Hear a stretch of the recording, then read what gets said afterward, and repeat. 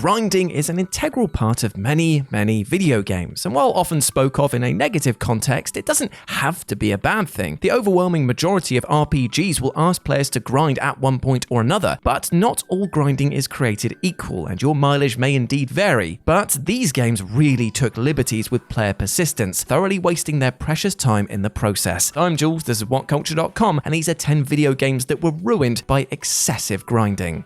Number 10. RUNESCAPE. So while on the one hand, RuneScape is definitely one of the more accessible MMORPGs on the market, it's also one of the most intensely grind-heavy, such that countless players have joked about it over the years about basically being a second job. RuneScape offers separate level progression systems for each of its many skills, from combat to mining, woodcutting, and cooking. And while some clearly find these repetitive gameplay loops relaxing, they're tailor-made to make progress as painstakingly slow as possible. Even for the grindy standards of most MMOs, RuneScape requires a zen-like level of patience and commitment, and for many working adults, the colossal time investment simply won't be worth the scant rewards. Considering that it can take over 150 hours to master just one of the game's 28 skills, that's a ton of repetition, in service of a game whose world isn't nearly interesting enough to warrant so much of your time, especially when there are so many other great games out there.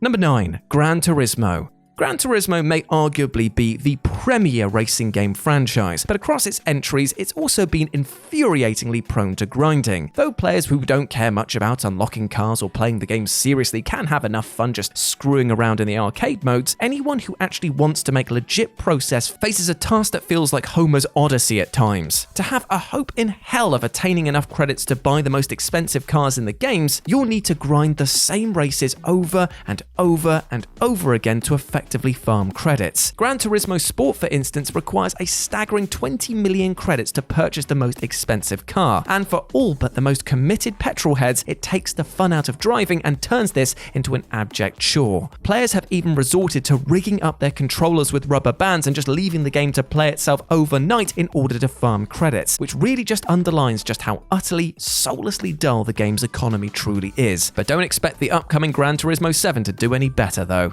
Number 8. MapleStory. There aren't many games, even MMOs, which can dare to compete with RuneScape's soul-draining level of grind. But then, of course, there is MapleStory. Whether you're playing on regular servers or the rebooted ones, MapleStory is the slog to define all slogs, unless you're lucky enough to have a few pals to play with you to offset the tedium. The insane amount of XP required to progress past level 200, combined with the genuinely grindy nature of the game's quests, ensures that the initial fun of MapleStory's world quickly devolves into a hellishly boring, repetitious landscape. The original release took literally years for the first players to reach the level cap, and unless you've got some serious time to kill, the juice can't possibly be worth the squeeze.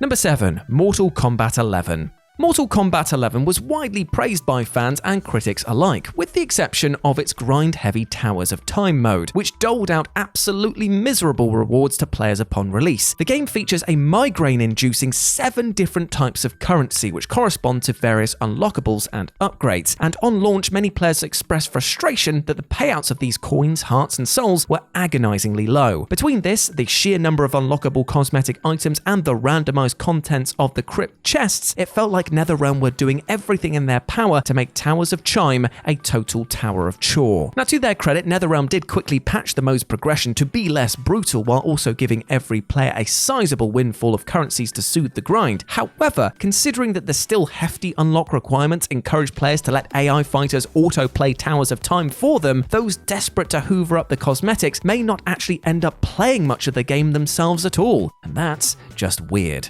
Number 6. Monster Hunter World. The Monster Hunter franchise is at least a little more transparent about its grindy gameplay loop than most other video games out there. In the case of Monster Hunter World in particular, the endgame's primary focus is on killing the same giant creatures over and over again in order to craft weapons and armor from their materials. This is much more tolerable if you've got a solid squad of pals to play with, but with randoms or, gasp, solo, it quickly becomes tedious, particularly when you're slogging away again and again to acquire decorations and augments to improve your build. Though though the story quests are pretty engaging, the endgame will drain the stamina of all but the most hardy fans, especially in the ultra-demanding Iceborne expansion, where progress becomes genuinely overwhelming. As much as some will tell you that grinding is the simple way of life for the Monster Hunter games, World arguably takes this to a flat-out unreasonable level the further you go. Number 5. Parasite Eve. Cult classic action RPG Parasite Eve is a really interesting example because setting players up for the massive grind ahead basically ends up breaking the game. Once you reach around level 25, the experience required for progression begins to skyrocket astronomically, encouraging players to grind their asses off for the fights ahead. It's boring and even demoralizing, but players who do manage to fight their way through this brick wall will find a strange surprise when they hit level 38. Suddenly, every remaining level up to level 99 requires the same amount of EXP, just 4,500. Now, considering that level 37 to 38 required a brain-breaking 185,888 experience alone, leveling for the rest of the game is hilariously easy. Now, to be completely fair to the game, it can be comfortably beaten far below level 38, but why not make things a little clearer to players and just have EXP increase exponentially to 99 like any other regular RPG? Number 4. Destiny. The original Destiny was hyped up as an expansive shared world shooter in which players would be able to explore lush planets, complete meaningful story quests, and hoover up loot. Now, one of those things ended up being true at least, because while exploration was severely limited to small maps and the story was, well, a brief burst to say the least, the only thing that players had left to do outside of the Crucible was grind their asses off for that sweet shiny loot. Especially on launch, Destiny's wildly disappointing endgame was more than a little soulless, an utter grind fest for gear that was only incrementally superior at best. Now, to mitigate this grind, players took it upon themselves to seek out and exploit accidental loot caves for speedier acquisition of loot. But the caves, of course, were patched out of the game soon after they were discovered. As much as Bungie promised Destiny 2 would expand the scope of its predecessor, the sequel has similarly been pilloried for its grind-reliant gameplay loop, hooking players up with the promise of potential dopamine hits whenever useful gear shows up, but then stretching those deposits very far apart. Number 3. Battlefield 4. Pretty much every online FPS these days has some sort of ranked progression system, but in Battlefield 4, the time investment required to reach the game's max level of 140 is ridiculous. Even while taking advantage of generous XP boost, you can expect to invest anywhere from 500 to 700 hours to get to level 140, given the enormous caverns of XP between levels. Considering that you unlock gun attachments as you level up, this is blatant carrot and stick game design. Now, in turn, it encourages players to basically play the same meat grinder style maps, namely the tight, chaotic Operation Metro and Operation Locker, ad nauseum in the hopes of maximizing their XP gain. After a while, you have to stop and consider whether you're actually having fun or just mindly pressing the feeder button for another bloody pellet. As tight as the core gunplay is, the progression system is designed to funnel you into one more particularly repetitive style of play and keep you there, and that's not fun.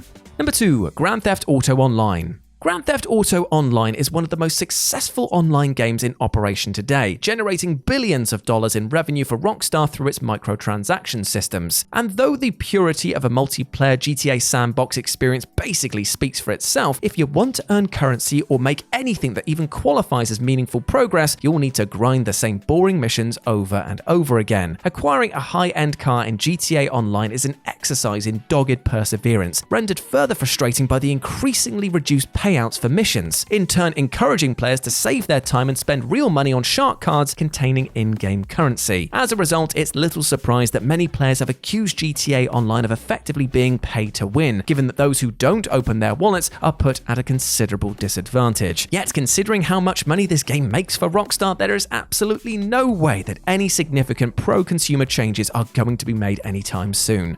Yeah, sorry about that. And number 1, Ni no Kuni Toonie, Revenant Kingdom. Ni no Kuni 2, or Ni no Kuni Toonie as I like to call it, is a bit of an interesting video game sequel. It took all of the charm of the original and turns it weirdly into an oddly soulless follow-up, which seems to have cut a ton of corners. Now, I personally enjoyed the combat, I enjoyed the characters, but I did not enjoy the grinding. Because at a few points in this game, you'll be forced to embark on a series of side quests to recruit villagers to your kingdom, and you cannot continue with the main story until you've completed a a sufficient number of them. This quite literally grinds the game to a halt, because while the recruitment missions aren't remotely difficult, they're just generic, dull fetch quests, which are a huge chore to get through, and it might be enough to turn some players off entirely, because you know what? These types of missions simply clarify how little respect the game has for your time. Why would we waste time with this busy work just to pad out the runtime of the game? Oh yeah, it's because then they can market it as being a 70-hour plus game, and everyone loves more content for their cash. And then we go, my friends. Those were 10 video games ruined by excessive grinding. I hope that you enjoyed that, and please let me know what you thought about it down in the comment section below. As always, I've been Jules. You can go follow me over on Twitter at RetroJ, or you can swing by Live and Let's Dice. It's where I do all of my streaming outside of work, and it would be great to see you over there, my friend. But before I go, I just want to say one thing. Sometimes life can be a bit of a grind and wear us down if we keep repeating the same actions over